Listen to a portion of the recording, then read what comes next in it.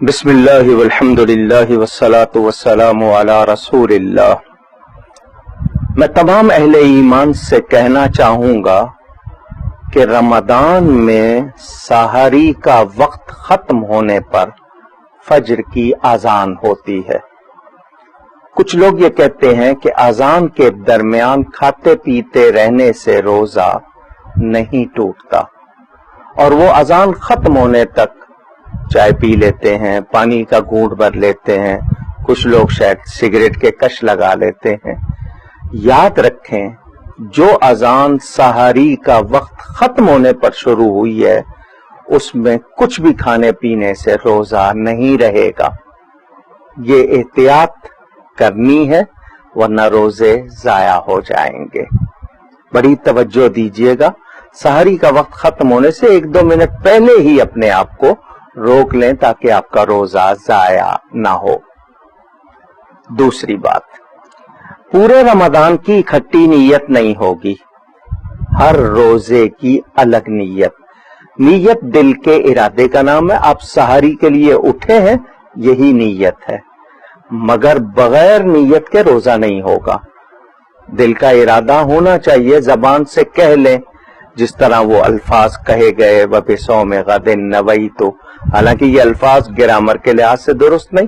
آپ اردو میں کہہ لیں کہ میں کل کا روزہ، کیونکہ ابھی پو نہیں پھٹی ہے، صبح صادق نہیں ہوئی ہے، تو میں کل کے روزے کی، اور پو پھٹ چکی ہے تو میں آج کے روزے کی نیت کرتا ہوں۔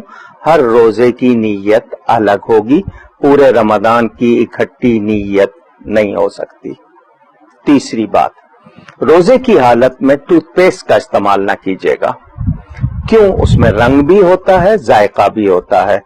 تھوک میں مل کر، لعاب میں مل کر اگر وہ حلق سے نیچے چلا گیا روزہ ٹوٹ جائے گا۔ کوشش کیجیے روزے کی حالت میں مسواک کیجیے تاکہ آپ کا روزہ ضائع نہ ہو۔ چوتھی بات، ہم لوگ روزے کی حالت میں اپنے آپ کو ڈرامہ دیکھنے، فلم دیکھنے، کوئی گیم کھیلنے میں لگا لیتے ہیں، ٹائم پاس کرنے میں۔ یہ روزہ عبادت کے لیے ہے، کیونکہ روزے کا حق نہ پہچانے تو پھر وہ صرف بھوکا پیاسا رہنا ہے۔ روزہ بہت بڑی نیکی ہے، اس کی قدر کریں۔ روزے کی حالت میں ایسے کام کوئی نہ کیجیے جو روزے کو ضائع کر دیں یا اس کا ثواب ختم کر دیں۔ تراویح ہر روزے کے ساتھ ہے، مرد کے لیے بھی عورت کے لیے بھی، ہر روزے کے ساتھ۔